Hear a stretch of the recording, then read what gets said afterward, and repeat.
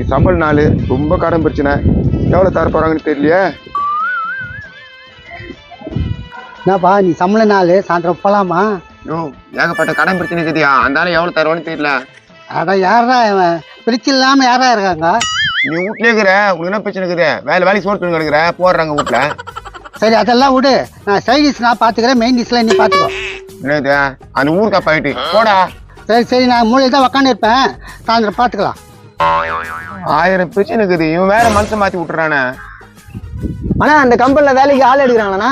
மனுஷால தம்பா எடுக்கிறாங்க, கரடிலாம் எடுக்கிறது இல்ல. நோ நான் மனுஷால் தானே, என்னை பார்த்தா தெரியல. நல்லா இவ்வளோ முடி வச்சு காய்ச்சி பாய்ச்சி மாதிரி இருக்குன்னு மனுஷாலன்றா. நோ வேலைக்கு ஆள் எடுக்கிறாங்களா இல்லையா சொல்லுண்ணா. ஏய் இப்படிலாம் இந்த எடுக்க மாட்டாங்க, போய் முடி வெட்டணும் போ. நான் முடி வெட்டினாதான் அந்த வேலை கிடைக்குன்னா அந்த வேலையை தேவையில்ல போயா. இதெல்லாம் எங்க உருப்பட போகுதுங்க, வேலை வேற கேட்டு வந்துங்க, அப்படியே நடைய பராதுக்க. என்னண்ணா இன்னைக்கு சம்பளம் இருக்குது? ஆமாம்மா, எவ்வளோ புச்சுன்னு கொடுக்க போறான்னு தெரியலமா அந்த ஆள் வேற. இங்க பாரு, என்கிட்ட 2000 வாங்கிருக்கிற, அதை மறக்காம கொடுத்துரு. கொடுத்துட்றம்மா, நீ ஏன் கவலைப்படுற?